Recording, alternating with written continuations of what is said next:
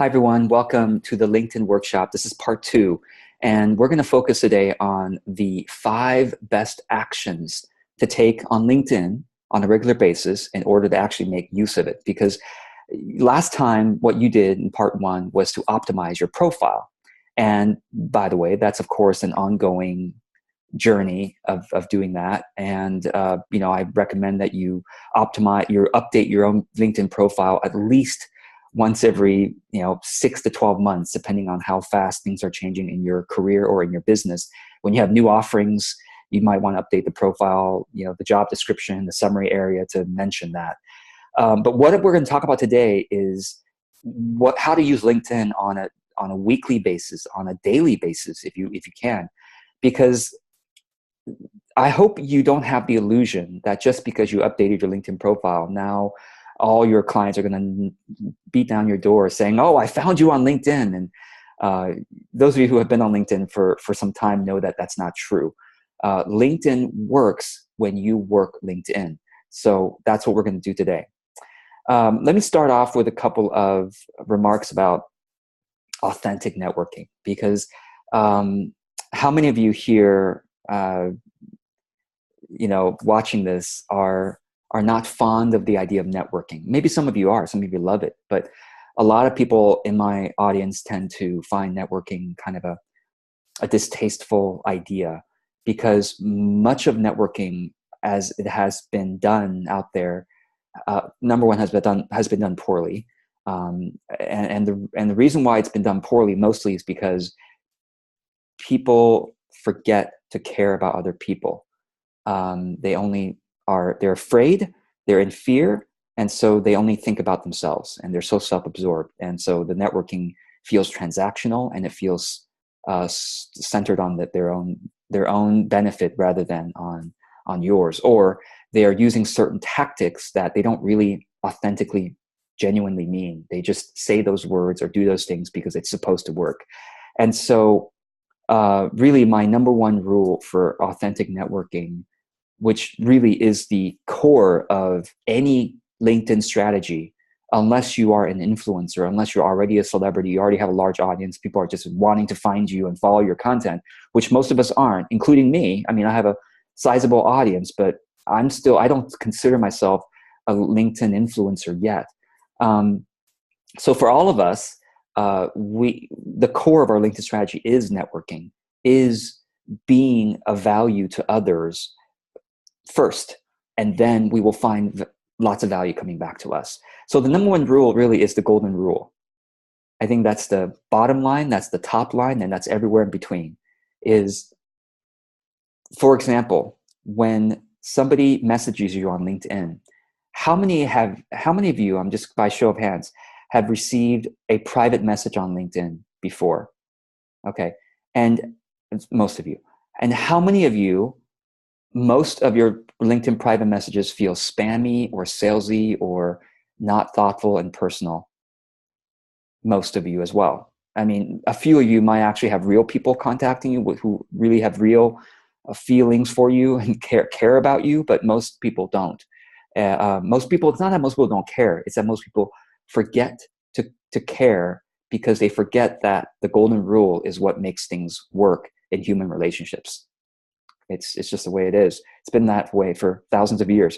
Another tip, which might seem obvious to some of you, but only connect and really spend your energy interacting with the people whose values you share or admire.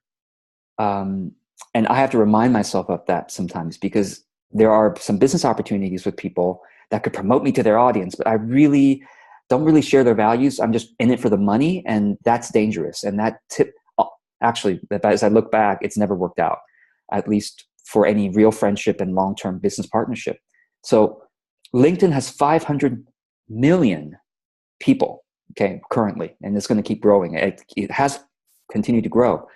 And so how many, just if you look at the average person in business or has a job, what percentage would you say, just go into corporate America or go into small business America or whatever, pick a random, out of 100, we'll just take the pool of people in corporate and people in small business, which of course all of you are small business owners or have, or are, you're in a job, any employee or any, business owner. Out of 100 of those people, how many would you say are your ideal connections? I'm curious, like percentage wise, out of 100 random employees of corporations or business owners, people who have a job, who are on LinkedIn, how many would you say percentage wise might be your ideal? Okay. Yeah. Jason says 1% or less, 5%, yeah, exactly. Katie says none. Well, no, I would say there's somebody who's, less than 5%. Okay. So I'm just going to play a, sort of thought exercise with you. We'll take 1% of 1%. So what is that? Is that 100,000? No, that's 10,000. Okay. Let's say 1 out of 10,000 people, randomly employees or people with jobs or business owners, are your ideal connections who might want to use your service or, somehow you do business together. 1 out of 10,000. On LinkedIn, that would equate to 50,000 people for you, because 1 out of 10,000 is 1% of 1%. And that's, am I doing the math right? I think I am. And that's 50,000 people on LinkedIn. So anyway, long story short, you have more people than you could possibly meet in a lifetime. 50,000 ideal connections on LinkedIn. Look for them. Don't just connect with random people. Connect with the people who are ideal connections for you. There's not enough time otherwise. Okay, and then some of you are saying, well, who am I to connect with so-and-so? And who am I to comment on this post? Who am I to message that person? This is really important. No matter, even if you're, 17, 18, 19, just starting out, your own opinion is valuable for other people, especially if you give it in a thoughtful way and you have something real to say about something. Your own life experience, no matter even if you have 20 years old, right? Your own life experience is valuable for others, especially, even when it comes to influencers, people who are, by the big audience and you love for them to somehow notice you and benefit your business in some way. Secret for reaching influencers is to implement their ideas and then come back to them with, here's what happened when I tried this idea that you shared. It doesn't have to be like, I implemented your entire book, but it's like, hey, I tried this idea I saw in chapter 4 of your book, or this blog post, or this video, and here's what happened. I wanted to share my case study with you. The most brilliant way to connect with influencers. I notice that a lot when people do that to me. It's like, oh, like most people don't implement my advice. Even I have thousands of people who read my stuff all the time. Very few actually implement or even if they do, they don't come back to me and say, this is what happened. So I know this works for me, but also for other influencers. Okay, so let's now go into the 5 regular actions to make the best use of LinkedIn. And I will tell you this, I have been on LinkedIn since 2003.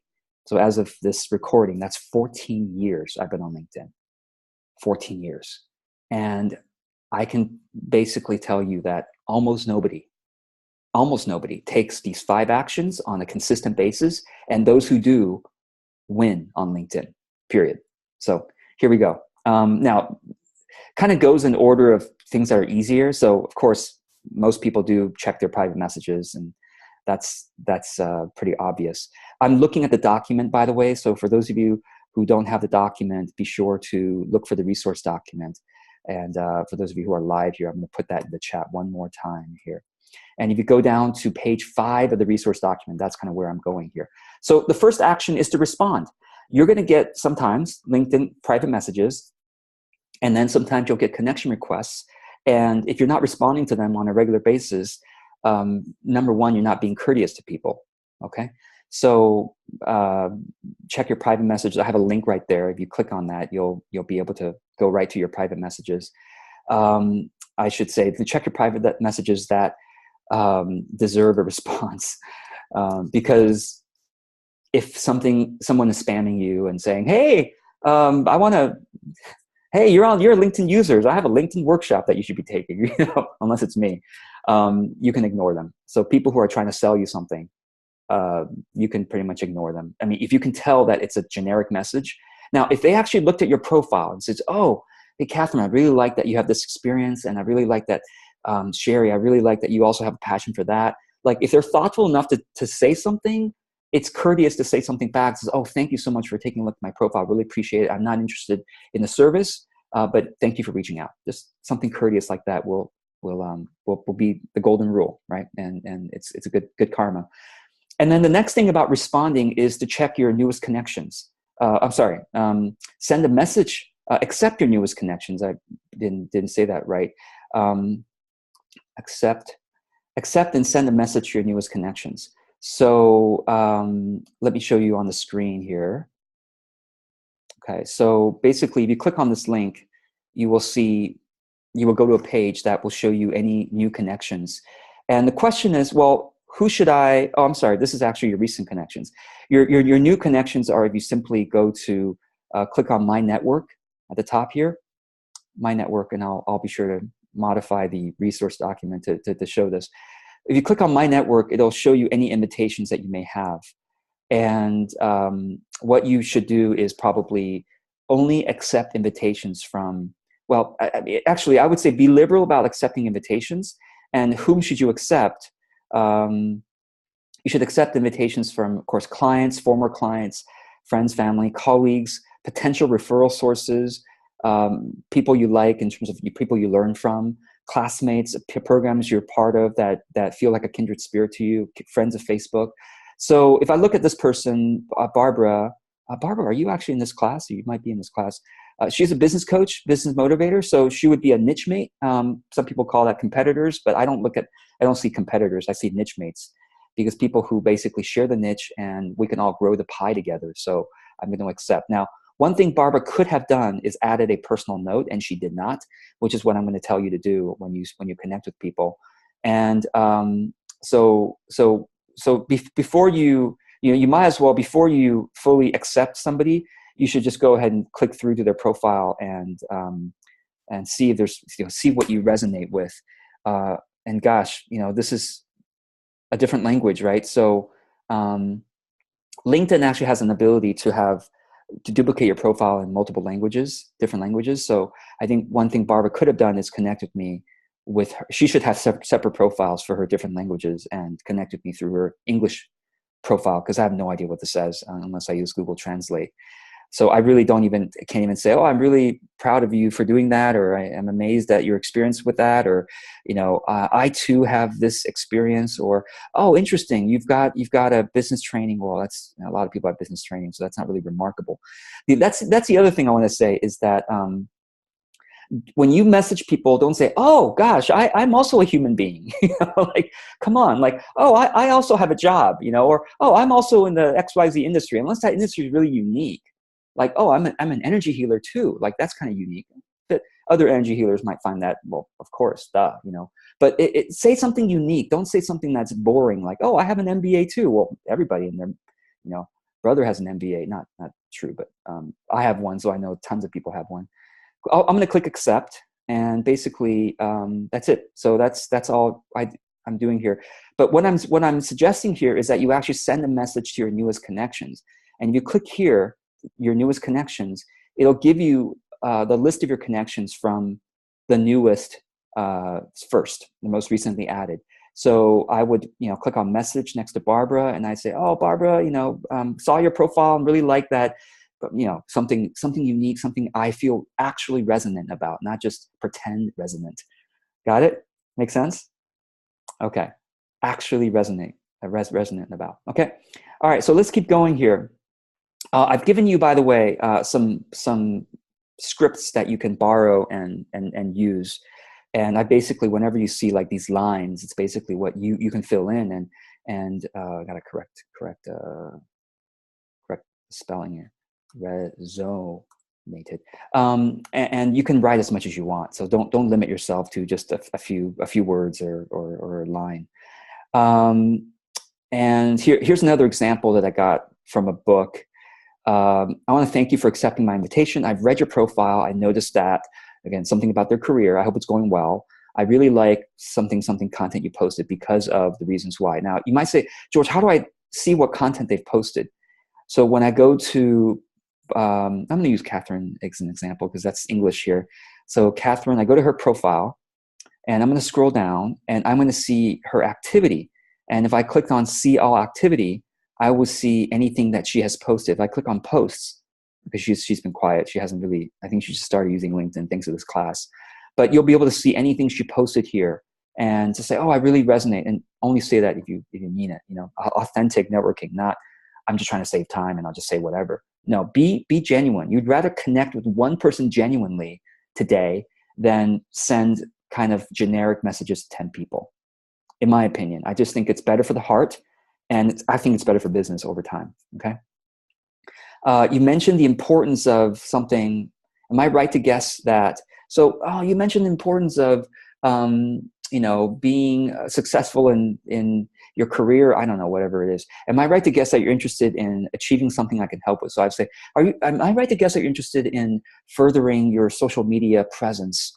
Have you considered, using LinkedIn strategically to help you get there? I mean, whatever you do to help people. If it's interesting, I'm happy to jump on a call to answer questions and give you an experience, or give you an experience of it. So that's one script that I got from a book that a successful LinkedIn guy apparently uses that a lot.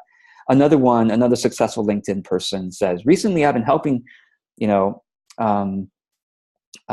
energy healers like you get specific types of results, to get, more leads on Facebook ads. I wonder if I could do something similar for you. If you're open to the idea, I'd love to, give you a free 30 minutes of coaching so you can have a real experience of what it's like. Fill in the blank for what you do. Okay. So hopefully that's pretty obvious what I'm talking about here. So Catherine asked in the chat, if you ignore an invitation from someone, do they get a notice? Great question. No. So you are welcome to ignore invitations if it's not an ideal referral source, or ideal client, a kindred spirit, somebody you know. If it doesn't fit those categories, you can click ignore. It's no problem at all. It's very common. Okay. Okay. Third thing is to check your notifications and respond if needed. So if you click on this link, it'll go to the notifications, and the question is, well, which one should I respond to? So in this one, this was Adam Grant. He's a great writer, great TED speaker. And I commented on his post yesterday. And so if I click on here, I can see that this was the latest comment. And, I think I might have been the first person to have comment. Yeah, I was the first person to comment on it. Yeah, anyway, so, if there's anything you want to mention, don't spend too much time on this, especially if it's someone else's thread. But if it's interesting, genuinely interesting to you, and you have something to say it, and say it nicely, and see if you can, I like this guy who says, let me make the font a little bigger here. Okay, so actually this is a good case study for what is a good comment, okay? So, this is not a great comment, right? Completely agree. All right, it's kind of nice a little bit, but you could have just clicked like instead of write that. At times, adversity serves that purpose. He's talking about adversity here in this post. Yes, so true. I'm so grateful. Okay, so these are okay, but comments are better when they say something more than just yes and I agree.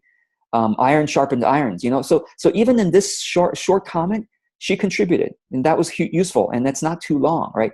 Iron sharpens iron. Anyone who wants to come up higher must be willing to subject themselves to this. Great, So I love this idea. So I mean, this is okay because it's very enthusiastic and it's kind of very supportive. So it's okay too. Thank you. I think it's nice to be able to say something and then even say, what do you think? Because then other people might want to say something more. Okay. Let's see. And yeah, putting a link is totally fine too in a comment, because especially if you can say something about why people should click on that link, right? Agree with Miriam. So that's nice when someone, it mentions someone else in the comment thread. So it feels like that person really cares and is really following the conversation. So that's kind of cool. Okay. Any questions about this? And by the way, as I'm going through this, please feel free to take the actions that I'm talking about, and any questions you have, please go ahead. And in fact, I'm going to pause right now.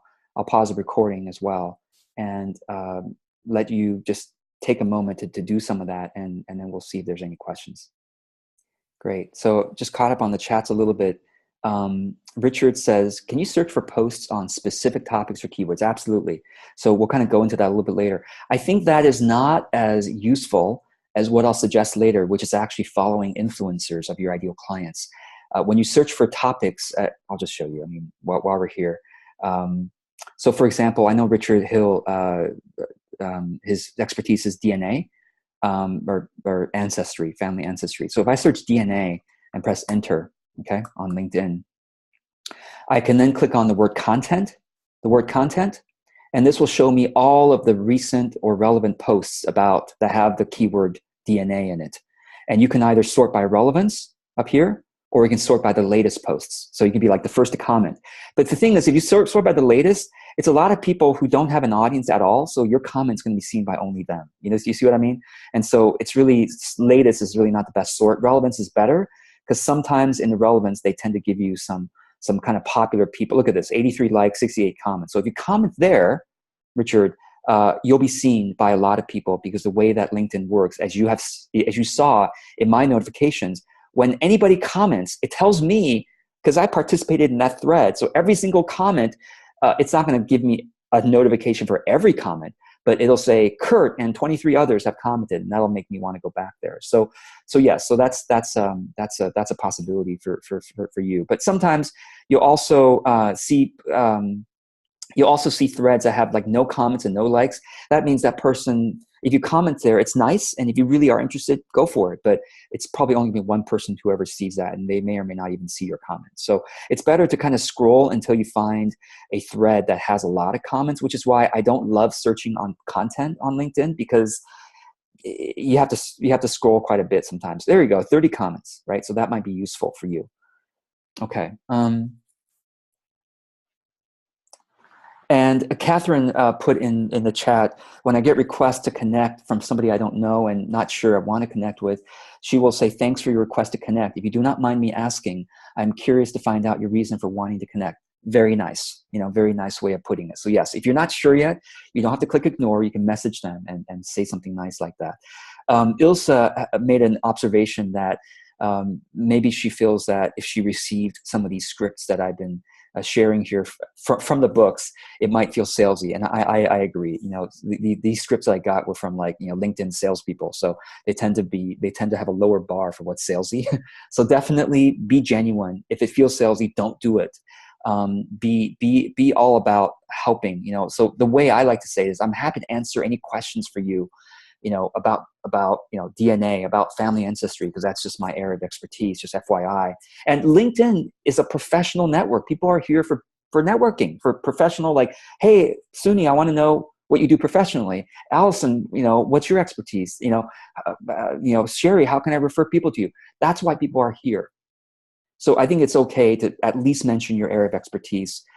Totally fine, there. So, okay. So yeah, Duena, great question about why connect with influencers. Yeah, we'll go into that. We'll go into that as well. Okay, so the second main action on LinkedIn, besides responding the way that we've done, is to post your content. LinkedIn is not just a Rolodex anymore. It's not just a resume database. It is now a content network. It has been for a couple years now, really for 3 to 4 years. It is really, if you Google search things, a lot of times you'll find articles from LinkedIn right on Google. So it's a really strong content network now. It's kind of becoming like Facebook, but it's even better than Facebook because, I shouldn't say better. The articles on LinkedIn are search engine indexed. Articles on Facebook generally are not. They're very, very low. So LinkedIn articles are much higher in the search engines than Facebook articles, right? So post your best stuff to LinkedIn as frequently as possible, as often as 3 times a day. Okay, that's just a kind of a bit of an arbitrary number, but I think that's safe to say. You can audition, quote unquote, your content on other social networks. I don't use Twitter all that much. I use it like once a day, but Twitter is very etiquette fine to post 20 times a day on Twitter. So you could post on Twitter links to your various different things, or links to things that you've discovered, you've curated that you find interesting. Be sure to use hashtags on Twitter for all of your tweets. And you can audition your content that way. If you tweet a bunch of stuff, links, videos, whatever you find that you think your ideal audience might find useful, as well as your own stuff, see what people retweet or people like on Twitter, and whatever people like or retweet on Twitter, put that stuff on LinkedIn, because that has obviously proven to be better than your other pieces of content. Okay. Michael, thank you for your question. Are you saying post the same thing 3 times a day, or post 3 different things? Great. You can definitely post the same thing, but not on the same day. So 3 different things per day. And if something you want to repeat, of course, you can feel free to repeat that after a couple of days. Every couple of days, you want to repeat that thing, or every couple of weeks, you can repeat that thing. I generally don't repeat things except for every, the soonest I repeat something is like, the next week. It's generally how I do it. Okay, so if you by the way, don't be scared away by what I'm saying here. If you barely started on LinkedIn, even if you post 1 thing a month on LinkedIn, or try to do 1 thing a week as the minimum, you are doing a better job of interacting on LinkedIn than actually a lot of people. A lot of people just don't even post stuff. They just read stuff, or they connect with people, and they don't even think about posting very much. So, okay, so what kind of stuff to post on LinkedIn? Okay. The latest trick on LinkedIn is to post really long status updates. What's a status update? This. I'm sharing my screen with you. Look at this. Okay. This is a status update, meaning there are no links. It's just words. There are no images. It's just words. Okay. So this is actually a great example. This is a LinkedIn article, because this is Nick Gasson on LinkedIn. Okay. So that's a LinkedIn article. If I click through to here, it'll open up this is called a LinkedIn article. It's an article on the LinkedIn publishing platform. Okay. All right. And then let's see what other types of posts are there. So that's another LinkedIn article. So you can see what's kind of popular here, LinkedIn article. But notice the LinkedIn articles are not getting any comments, right? But a status update did, right? So that's a kind of a hack. I don't love hacks, but that's the reality of it, is that LinkedIn articles, they might be indexed by Google, but they get very poor to no reactions on LinkedIn at all. So it's actually better for you to post your article on your website and then share that link from your website to LinkedIn, such as this one. This is from circuitassembly.com, not from LinkedIn. If I click on this, right, it goes to an external website, right? And, it has 37 comments, right? Let's keep going. Again, a LinkedIn article, no comments at all. LinkedIn article, no comments. Right? Let me go to just my home screen and see the different types of postings there are here. This is an image. So images are very welcome on LinkedIn, and people love it. People love images, cartoons, infographics, inspirational quotes. Lots of comments, 21 comments there. This is an external article, got 2 likes. All right, that's cool. Oh, videos. This is a directly uploaded video. And Tim Sanders is one of my favorite influencers. And guess what? I can be the first person to comment on this. I'm not going to do it right now. It's going to be you using up your time. But yes, so these are great things to comment on. Gary Vaynerchuk, another influencer I like. This is not a directly uploaded video. This is a link to a YouTube video, which shows up as autoplay on LinkedIn as well. I do that all the time. I'm too lazy to upload video directly on LinkedIn, so I just put it on YouTube and I share the link on LinkedIn, and that's very welcome, just like Gary Vaynerchuk does here. Article on LinkedIn, wow. Bill Gates, well, not surprisingly, Bill Gates has a LinkedIn profile and he posts stuff regularly, and not surprising, he posts, but think about this, the richest man in the world is active on LinkedIn. So why aren't you? Right? And so Bill Gates has time for LinkedIn, okay? Now, and he only, think about this, the richest guy out of 7 billion human beings, and there are only 250 comments. What does this mean? Like, if this same article were on Facebook, it would have 25,000 comments. So what I'm trying to say to you is that LinkedIn commenting is still relatively rare. Very few people comment on things on LinkedIn, because people just don't have the consciousness of it. They're used to doing it on Facebook. They're not accustomed. They don't have a habit yet of commenting on LinkedIn. So please, if you do that, you can be one of 200, we get one of 300 people who comment on one of the most famous people in human history. Do you see what I mean? It's pretty remarkable. Katie says, will you be touching on LinkedIn ads? I'm actually learning about that right now myself. When I tried it in the past, it was much more expensive than Facebook ads. So I've really become an expert on Facebook ads, and it's worked well for me there, 3 to 10 times return on investment there. But LinkedIn ads had 0 return on investment. So I didn't use it very much, but I think it's getting more promising. So I'm digging in again, and maybe I can answer some questions in the next session about Facebook ads. But I'm definitely not a pro. So if that's important for you, you might want to read some blog posts and hire somebody else for that. Okay, let's go back here. So long status updates, text only, no links, no images, work really well right now. Maximum 600 characters. I've given you a link to a nice tool where you can basically start typing, and it'll, whenever you pause, it'll tell you how many characters you've already typed. So kind of a nice way to, just to type. And also it tells you, it has some cool things, keyword density here. If I put in George several times, right, it'll know that, oh yeah, oh, well, I think I did some gobbledygook there earlier. So anyway, what else? Images I've mentioned, videos I've mentioned, links I've mentioned, articles I've already mentioned that. Content, what should you write in your article or in your status update? And I've given you a bunch of ideas here. Tips that are useful for your ideal client, stories of transformation, moments of transformation, aha moments from your clients or your students or people you've worked with. Okay, your thoughts about your industry, really good on LinkedIn. Any resource or tool, a link, an idea, a video that your ideal clients might find useful, whether or not you made it, okay? Whether or not you made it, okay? So it doesn't have to be original stuff. It can be sharing links, very, very answers to questions you get from clients. That's huge. Because if you're answering questions from clients, your ideal clients are going to probably be grateful. And of course, as I've already mentioned, observe what other people's posts attract you. Try to figure out why it attracts you, and then, and aim to do that as well. Okay, use 2 to 4 hashtags per post to get more visibility. So let me show you some examples here. So for example, see if anyone's smart enough to use hashtags here. Very few people. Okay, there it is. Get business done. American Express, use 1 hashtag. So, but if you use 2 to 4, you'll get a lot more. Okay, come on, Gary, why are you using hashtags? People are mostly too lazy, to be honest. Gary's not lazy, but I'm surprised he didn't use hashtags. He tells other people to. Karen used 1 hashtag, so that's helpful, right? But anyway, as you can see, most people are not very savvy right now about LinkedIn hashtags, and just go ahead and use it. And if you're not sure if you want to research hashtags, just go and type it in. So research hashtag DNA, as we're talking about Richard's business here, or ancestry we could do.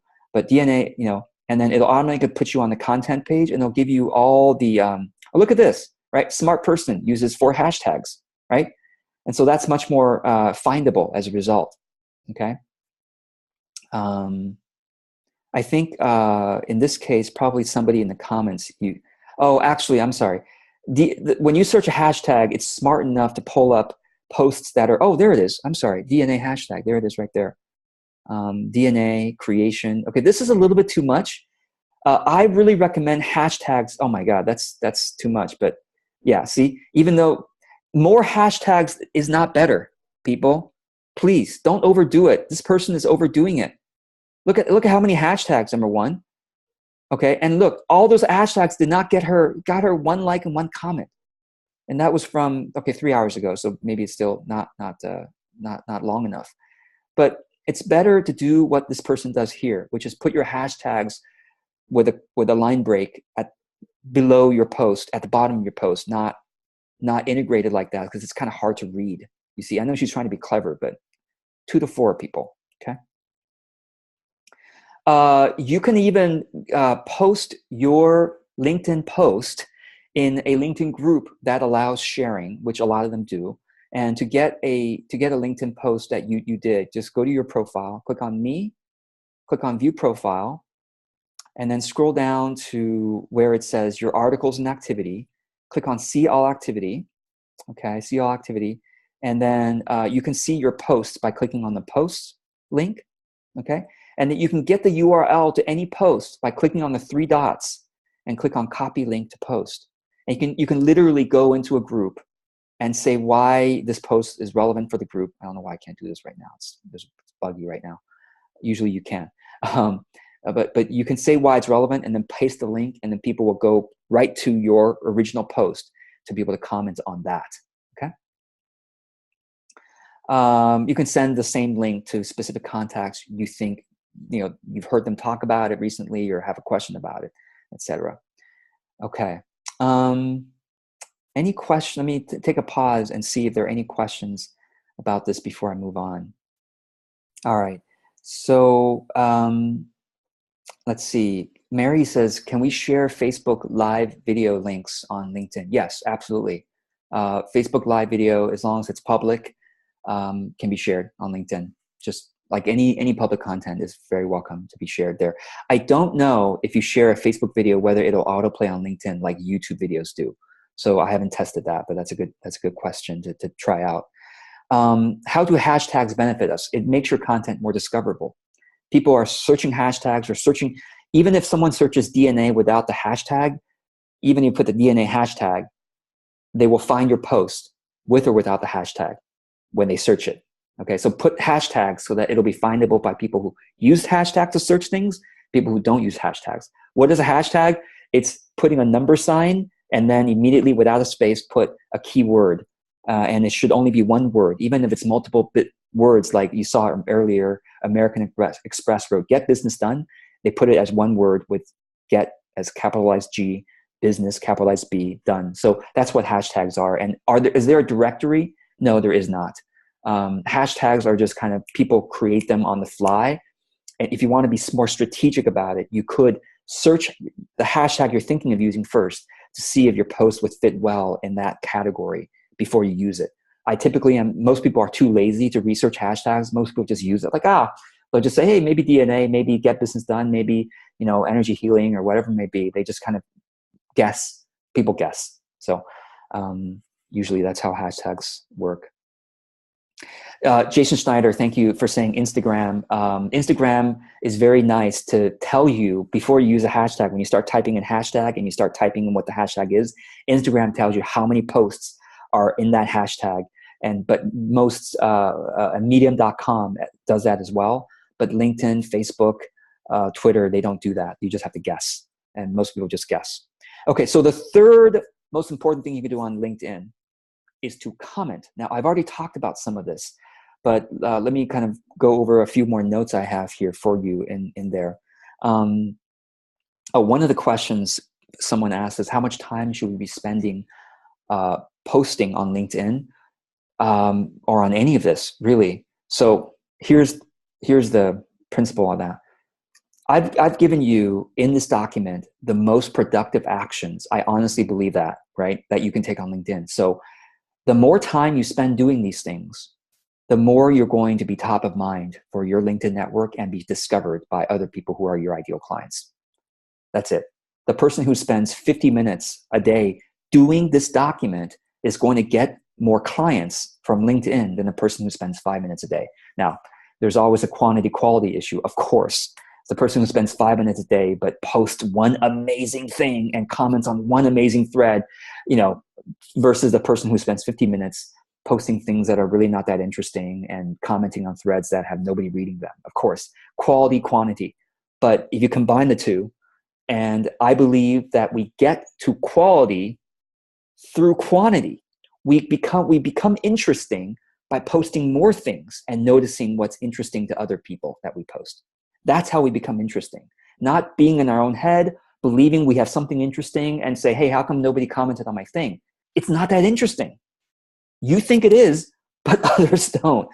I have to tell myself every single day, I am not immune to this. I wrote a whole book on content marketing. And because I know so much about content marketing, I am more agnostic than ever before on what's interesting. I am not the judge what's interesting that I say. I just post more stuff.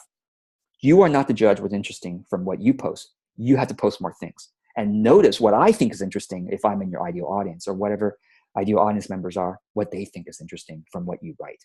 So how much time to spend? The more, the better.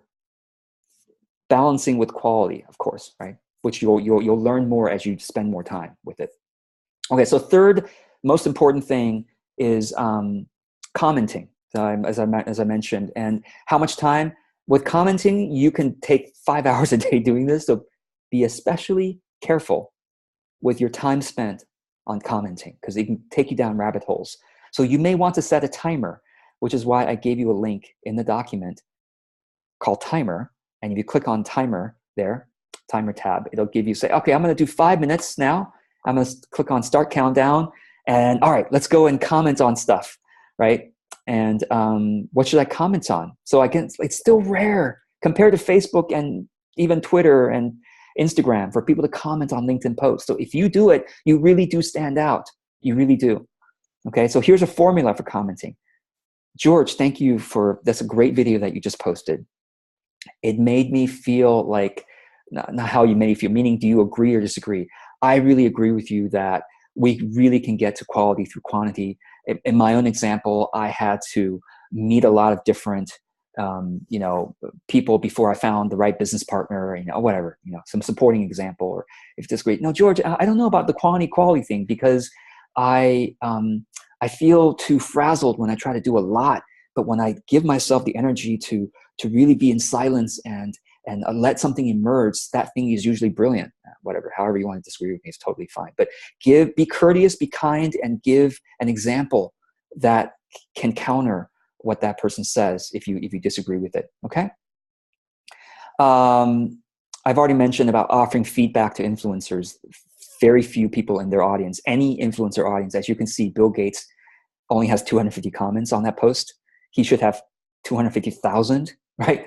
So giving feedback to influencers is very valuable, because they are always, especially on LinkedIn, given so few people do it, they're always looking for what their audience wants. Okay. The second thing about commenting when you're in this action is to unfollow people, because you need to curate your newsfeed. So I'm going to show you what I mean.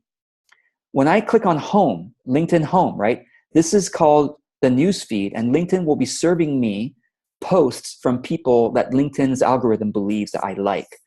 And this is what you should be doing. You should be scrolling down, and every name from every person you see should be somebody who's like, yes, I do like Tim, or I do want to stay connected, and I do want to comment sometimes on Tim's stuff. Great. Obviously, I'm not doing that right now because we're on the call. You'll see advertisements. You'll see it says promoted. Then you'll know it's an advertisement. Let me make things bigger for you here. Okay. And then let's keep going here. Adam Grant, I've already mentioned. I like this guy. And that's why LinkedIn, I've commented on the stuff before, which is why LinkedIn shows me something. This is not by time. This is by relevance. As you can see, sort by top, which is relevance, or you can sort by recent, which is the newest stuff from your network. When you do that, okay, you can sort at the top here. But let me just keep. Let me actually sort by top. Sort by recent, because I want to show you something. I want to show you how to unfollow somebody. Okay. So for example, Tracy Tressiter, I don't know who she is. I'm sure we connected years ago when I was adding a bunch of random people. She's a head coach. So you know what? Probably a potential client of mine. So I'm just going to keep scrolling. I'm not going to unfollow her. But let me keep going until I find somebody.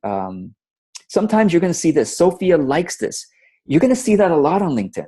What is this telling me? Francisco, as you can see, when I move my mouse over his name, he is a second-degree member of me, meaning he and I are not directly connected on LinkedIn, but Francisco knows Sophia, and I guess I'm directly connected to Sophia when I click on here. Okay, Sophia Taylor, right? Consultant, so probably maybe a potential client for me. So I'm not going to unfollow her. But when people like your post on LinkedIn, their network might see that. This is actually a little bit different from Facebook. LinkedIn emphasizes your people's interactions with your posts more than Facebook does. This is why I'm encouraging you to post on LinkedIn, okay? So let's keep going, and let me find someone I want to unfollow here. Alzen Erriger likes this. Truck head of sales. Okay, all right, so this is a great example. This is not an ideal client of mine, probably not a referral source, probably not a kindred spirit, I don't know. But here's what you do. When you scroll down and find someone who's not an ideal client, not an ideal referral source, not someone you want to really keep up with that much on LinkedIn, click on the 3 dots for her action and say unfollow that person. Stay connected, but stop seeing her posts. She will not know that I unfollowed her. So I'm going to do that. Okay? So I just unfollowed her. You'll no longer see updates from Ozin. Okay? Just like that. And once you unfollow someone, there's a link that says improve my feed. And if you click on that link, you'll be able to get some suggestions for influencers that you might want to follow. Okay? The influencers you might want to follow. Follow Fresh Perspectives. If I click on follow Fresh Perspectives, actually, oh no, that is, yeah, follow Fresh Perspectives. There it is. And it'll give you like, oh yeah, these are some celebrities you haven't followed yet that you might be interested. Positive psychology, great, I'll follow that. If I see comments, my clients love positive psychology, so if I comment on something within that topic, it'll show up to my clients, my ideal clients, right? Okay, Duana says, are you seeing Bill Gates' post because you are a connection or because you followed him? It's because Ozin liked Bill Gates' post. That's why I'm seeing it. Actually, I think I do follow Bill Gates, but the reason why we saw that earlier was for that reason. So Mary says, how do you decide if someone is an influencer? Okay, great. So we'll go into that next, but let me continue on here. Search for posts from your clients' influencers and comment.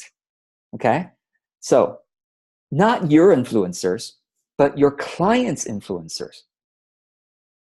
Does that make sense? Think about the people you want to reach on LinkedIn, your ideal clients, your ideal readers, your ideal students, or whatever people you serve, okay? Who are their influencers? Who are the people who influence them? Who are the people they follow? So how do we discover such influencers? Go to one of your clients' profiles. So I'm going to use just one of your links that somebody shared. Kerrville, Katie. Great. Katie from Kerrville. I'm going to click on your link here. Okay, great. Wonderful. Nicely done, Katie. Right? Nice, great picture, great cover image, like looks professional. Partnering with leaders, great. You name your ideal client. Okay, I got to save time and not go through this profile critique right now. Very tempted to, of course. So how do I know if I want to reach more people like Katie? I need to comment on her influencers' posts. So how do I know who her influencers are? I scroll down all the way to the bottom. Okay. And here it is. At the bottom of every LinkedIn profile are what that person is interested in. And so, for example, Katie's interested in Dr. Travis Bradberry, never heard of him, but I click on him, and obviously he has he's an influencer. When you get big enough of an audience on LinkedIn, they'll contact you to become an influencer officially. But I can click follow, because I'm like, hey, if I'm trying to reach more people like Katie, I want to follow Travis, and what I can do, get this, I can scroll down on Travis's profile, and I can see his articles and activity. I can click on see all activity. Okay, see all activity.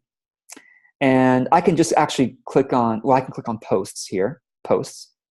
And here's what Travis has been posting recently. 8 hours ago, 18 comments. If I comment there, I'm probably going to reach somebody kind of like Katie. Does that make sense? Making sense? And if I go to his articles, like I said, few people comment on LinkedIn, period. Even fewer people comment on LinkedIn articles. So if I go to LinkedIn article, look at this. Travis just posted this today, December 13th, okay? If I go on here, oh, there's 11 comments already. 480 people liked it. So obviously a pretty big following, right? 115 people shared it already. It's pretty incredible for LinkedIn, at least. So I can be one of 12 comments on here. One of the first 12 comments. That's pretty remarkable for an influencer with millions of followers, okay? So that's what I mean by doing these things. For the sake of time, I'm going to keep going, and we'll cover questions in the next session, because as I promised, I'm going to cover everything here. So you can kind of read more of the next biggest thing to do on LinkedIn is to connect with more people, because the more people you're connected to by first degree, and you saw earlier that Katie was my secondary degree connection, right? Where did I? Oh no, I think did I? No.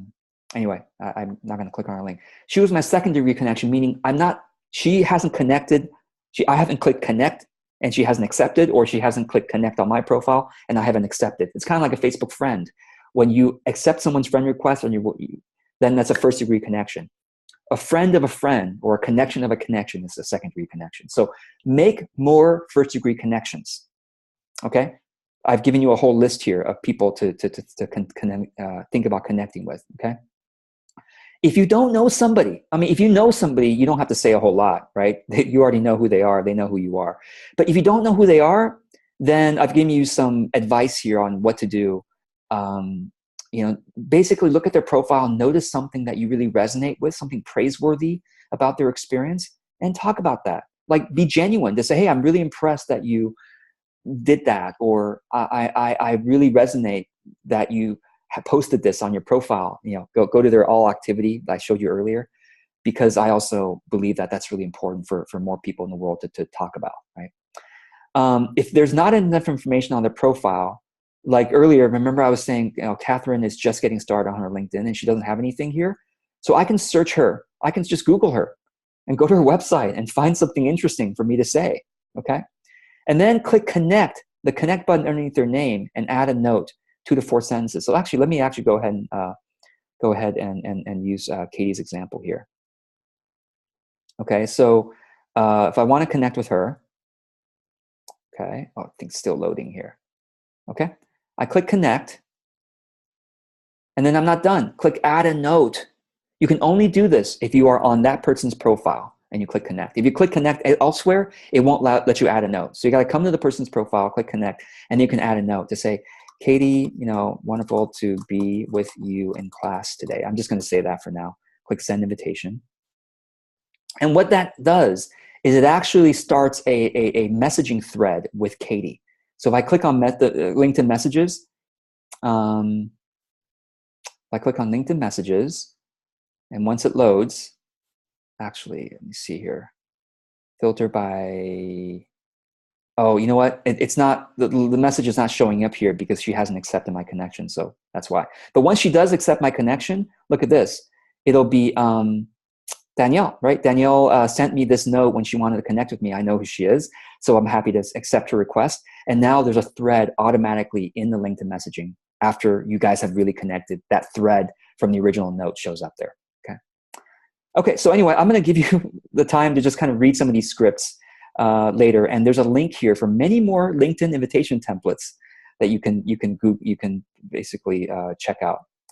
Okay, here's an important key: if you're shy about connecting with someone, especially if they're an influencer, engage with their activity for a while. And how do you engage with their activity? Like I showed you earlier, Simon. Let's say I wanted to connect with Simon Sinek. I go to his profile, right? I mean, I literally could try to connect with him. Oh, actually, I think no, okay, notice something. Anybody who is your 3rd degree connection or greater, you cannot click the connect button. The connect button doesn't show up. Only 2nd degree connections have a connect button, okay? So let me go back to Katie's profile and find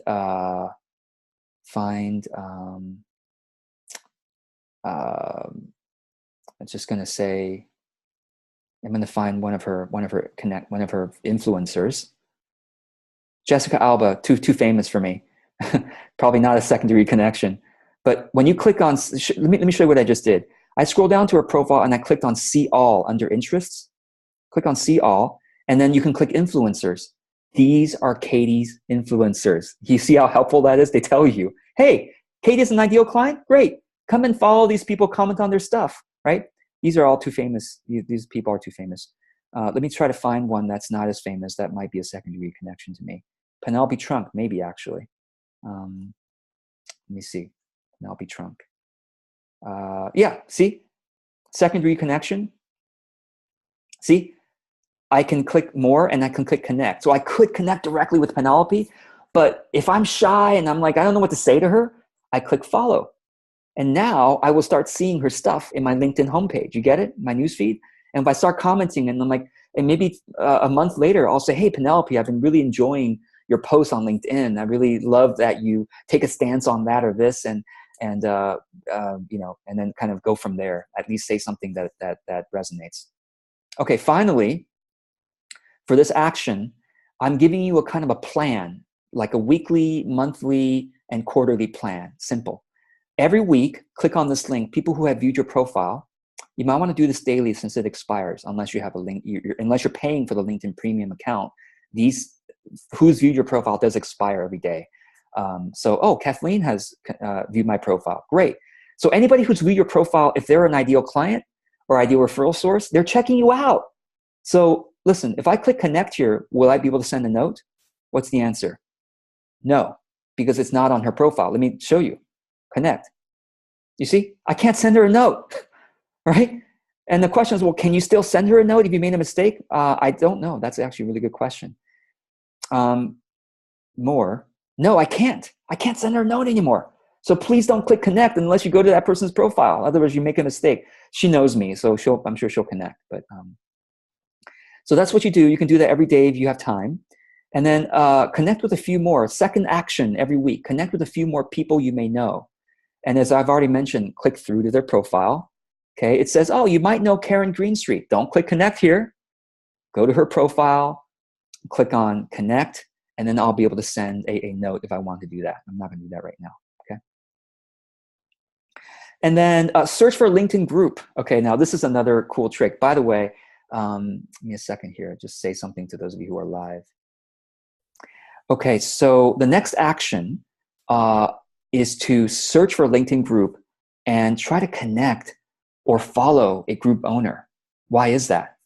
Because LinkedIn group owners are able to send a mass email, a mass private message, which comes also through email, to something like 70 to 80% of their group owners.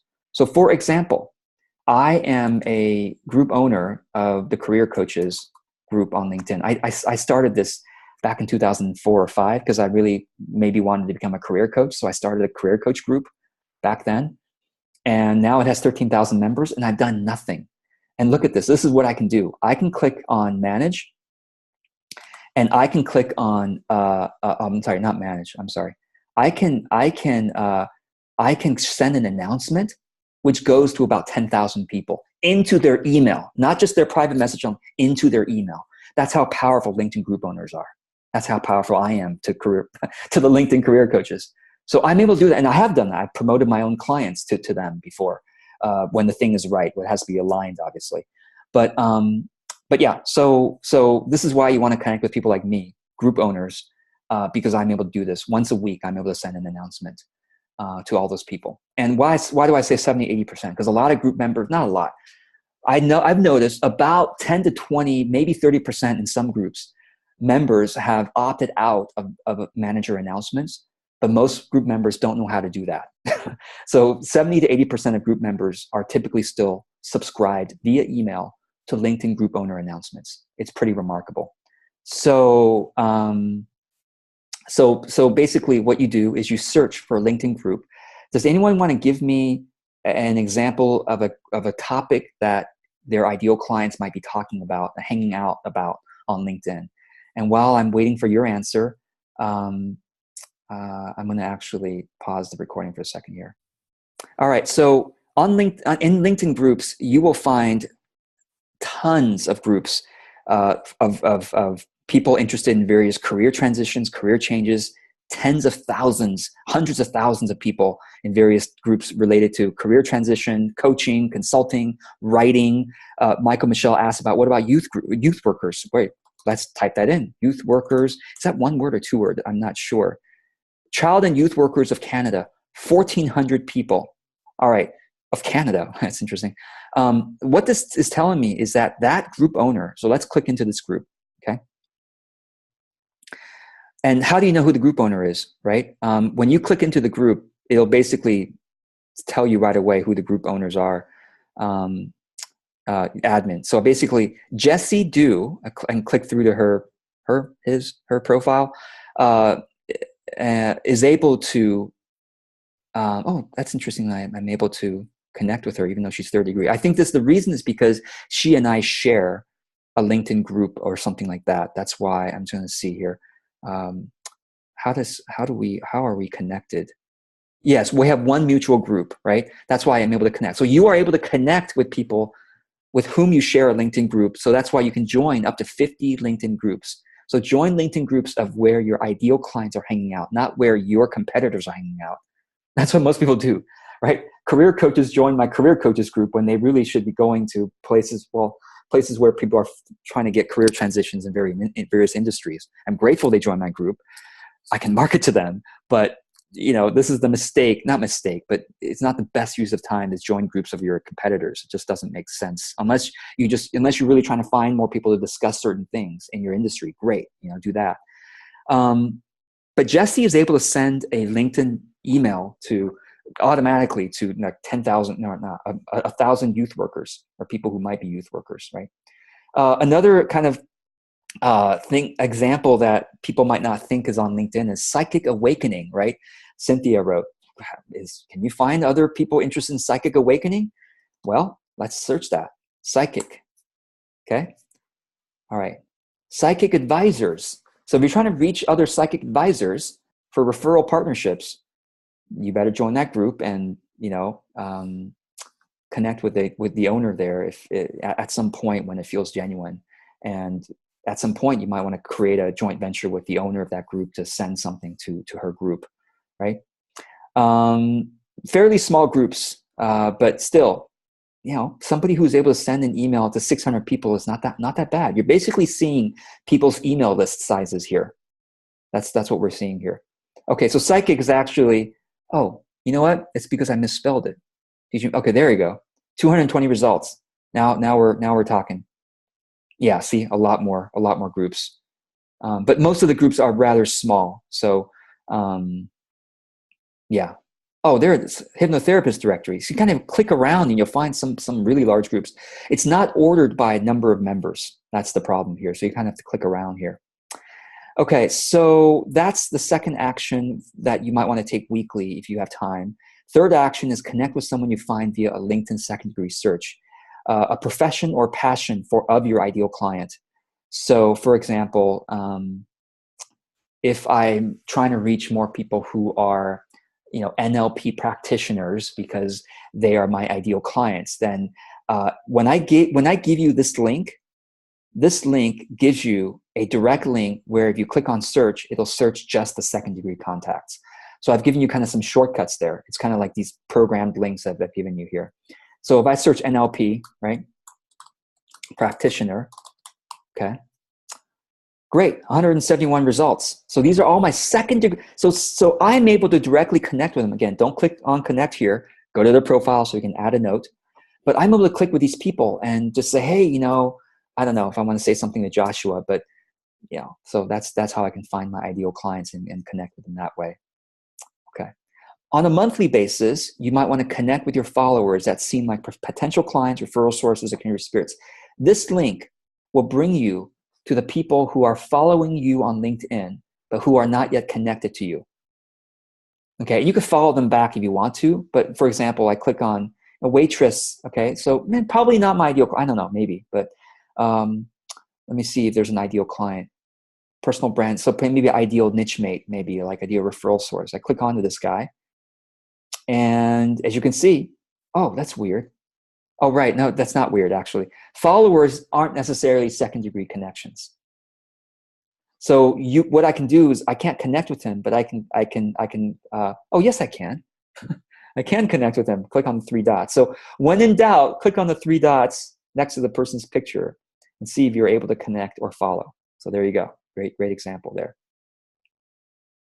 Quarterly, import your contacts, but don't add them all. This is a big mistake that people make, okay? Some of you may have made that mistake already.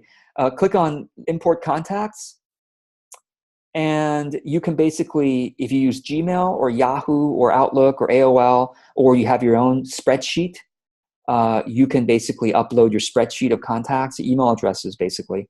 And, and then once you've done that, what's going to happen after you upload them is they're going to say, do you want to connect with them all with one button? Don't. You upload them, but do not connect, okay? And so once you upload them, what's going to happen is they're going to start showing up in people you may know. That's primarily where they're going to show up. If I click on, it also shows up down here. Some of your contacts aren't connected with you on LinkedIn. So I can click on continue, and then it'll show me the thousands of people I've imported over the years that I haven't yet connected with yet, once it finishes loading. Michael says, by joining groups, do we have access to their emails? No. When you actually never get access to anybody's email address unless you are a first degree connection with them. That's the rule. And as a group owner, I don't have access to their emails either. And the question is, should you create a group?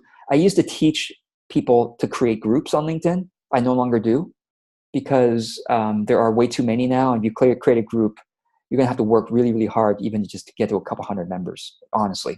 I was lucky because I created a group in the early days. And that's how I got so many members without doing no marketing at all for the group, none. That I haven't even posted in the group barely, and I get 13,000 members. No longer the case. So I no longer recommend creating a group as a strategy for trying to build an email. Yeah, you'll build maybe 100, 200, 300 people over a couple years, but unless you work hard at it, it's not going to happen, in my opinion. So look at this. After you import people, you're going to see this button that says add connections. And this is equivalent of clicking on the connect button to 3,000 people. Smart idea? No, because you're going to get a lot of people. Some people might actually report you, and your LinkedIn account might get suspended. I don't know why LinkedIn makes it so easy to do this. It's so stupid. So instead of doing that, I'd rather make sure you deselect all, okay, just for safety reasons. And then you kind of go and click on each person. Oh, you know what? In this dialogue, I can't actually click on her, but I can copy her name and search her on LinkedIn. Anyway, it's not a search box here, but I can search them. So, okay. The last thing, Sherry says, how do I export my LinkedIn connections? Okay, yes, you can do that. Go to my network, okay, LinkedIn network. Click on See All on the left side under Your Connections. And then, where is it actually? I used to know where it is.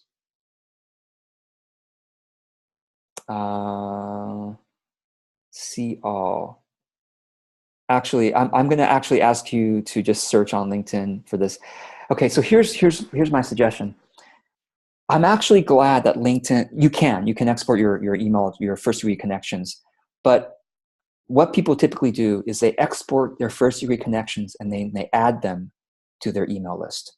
They add them to their MailChimp, Aweber, and Infusionsoft or whatever, and they start spamming their first degree connections with their newsletter. Do not do this. I'm glad you asked the question so that I can put that in the resource document. It's fine to export, but just do not then import your LinkedIn contacts to your email newsletter. Big no-no. Whenever I see that sometimes, and I always unsubscribe, sometimes I click spam because it's just not nice to do that, okay? People just don't think about it. Like, why would someone want an email from you when they haven't asked for it? No, you don't want someone knocking on your door, without asking for it. It's the same idea, right? And knocking on your door every week, right? That's like sending them an email newsletter every week without them having asked for it, right? So, okay. And let's see here. Let me go back to this. Okay, so final fifth best action is on LinkedIn is to message. Okay, privately message the people you actually want to keep in touch with. This is something like people just don't do. Like I said, I've been on LinkedIn since 2003, and let me just show you my LinkedIn inbox. Nobody does it. Nobody. I have thousands of LinkedIn connections, first degree. Okay, and like, look, this is my entire LinkedIn inbox. In the past, look at this. I can scroll down and show you 2 months of LinkedIn private messages, and no personal, thoughtful messages have come through. None. Not a single one. Okay, this is the only example. Okay, Joe, she emails me, George, I hope this finds you well. And, and she's trying to get me to do something for her, right? Like that's fine. But like even something like this, I get once every couple of months, and it's so rare. All the other messages I'm getting, these are not real messages. These are just so-and-so has connected with you. So-and-so is now a connection, right? So-and-so is now a connection, or so-and-so has recommended you. And thank you, Mary and Jason, who are on the call right now. They gave me a LinkedIn recommendation. That's it. So if you do this number 5, you're going to totally stand out. You are totally going to stand out. And so how do you do it? What's my recommendation? So here's how you do it. You do it in an organized way. Okay. So click on this link, recent connections. And then what you do is you click on, instead of recently added, you click first name and just go A to Z. Now, I'm not saying to message everybody. What I'm saying is look down this list of names and see if you have this is where your intuition comes in. Let your intuition guide you to say, oh yeah, I haven't connected with Adam for a while. And he had been interested in my, group coaching program, and I should check in with him. Like, that's what I'm asking you to do. Or, oh yeah, I haven't connected with Aaron in a while, and he probably has an audience that would value this thing I could offer to his audience, right? Or he probably has a network that needs my services, right? Yeah, I haven't connected with, Aditya for a while. I did have a nice conversation with him. I haven't checked in on how it's going, my advice that I gave him, So whatever, let your guidance show you who to connect with just by going down the list, and then connect with them with a thoughtful message. And that's just you being a human being, and it's like sending an email to an old friend or a colleague, right? And I've kind of given you some thoughts here that you might want to try, but it's really more, instead of following my template necessarily, follow your own humanity, okay? And basically do that, send them a private message, and then go to the next name on the list that you resonate with. You see what I mean? Keep going. Oh, that's right, Alex. My God, I haven't spoken with him in a while. I love that guy, and I really want to see how it's going with that part of his career or whatever. Message him, right? And then once you've done, set a timer. You might want to do that. Then make a note of which name you stopped at, so you can continue the next time. So let's say I stopped at Alex Lavage. Okay, that was the last name I kind of let my intuition guide me towards. Then I'll write down in my document, Alex Lavage. And next time I come here, I just keep going. After Alex, I'll just keep scrolling down. Am I making sense? Give me a nod if this is making sense, right? Okay. Marilyn says, is it appropriate to admit that I'm just learning, especially if it's been a very long time? If you mean like learning LinkedIn, absolutely.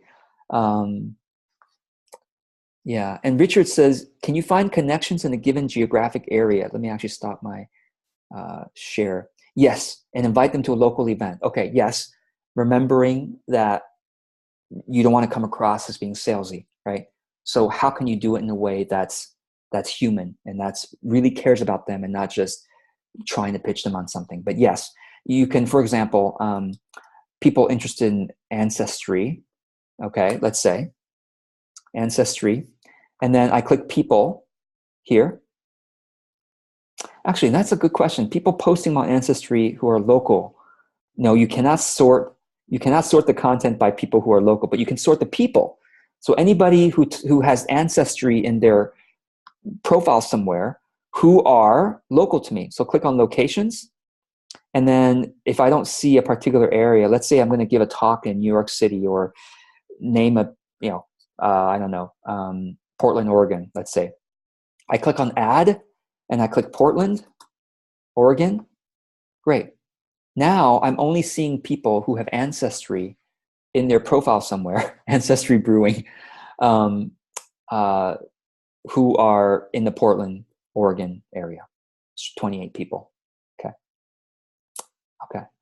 All right. So yeah, I think that's actually it. Oh, big do not send a group mass private message on LinkedIn. It is like a big faux pas.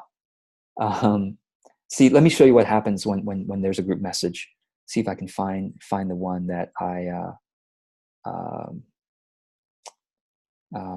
can't even find it anymore. But oh yeah, here it is. So-and-so, he didn't realize he was sending a group message. So he sent it to like 50 people, because you can send group messages of up to 50 people. And then a bunch of people left the conversation, which is kind of embarrassing, because you can leave the conversation by clicking on the three dots. Click on the three dots and click on mute conversation. Or there's leave conversation. So there's mute conversation and there's leave conversation. Leave conversation will take the conversation out of your inbox together. Mute conversation just means you won't be notified when there are more people who reply to it. So that's what you can do at the top right of any group conversation. Click on the three dots and be able to do that. And so it's embarrassing. A bunch of people, left. And then, of course, Steve says, I'm so sorry. I didn't realize we're creating a group conversation. So see, that's what happens when you do that, when you create a group conversation, right? Mass message. And Steve is forgiven because lots of people make this mistake, right? Okay, your homework. I would love for you, if it's possible, to fill out the feedback form for the session. I'd be grateful if you do that. And then give the 5 actions a real try. I mean, I know that these things take time, so you may just want to do 1 action a day for the next 5 days. Really try it. And then write down your questions so that I can answer them for you in our next session. Let me answer a couple of quick questions that have come through recently here from the chat. Pamela says, if we have time just to do 1 of these 5 actions, what do you recommend? Thank you for asking. I purposely put these 5 actions in order of most important. So if you have time, just do 1. That's it. And if you have time after, maybe you've done 1 recently, you've done all 3 items in 1, you've done that recently, then go to 2. And do as much of these as you can. And if you've done that recently, then go to 3. So that's how you do it. So order of operations, exactly. Okay. So given that I did go over the hour, thanks for those who are live and were able to stay. And I'm sorry for those who couldn't stay, but here's the recording. And I look forward to your questions. I really not only look forward to your questions, but I look forward to hearing from you the new connections and the helpful business contacts and career contacts you make as a result of doing these actions. Thanks, everybody. And I'm just going to unmute the line for a moment so that you can all hear each other's voices as we say goodbye. But for now, I'm just going to stop the recording.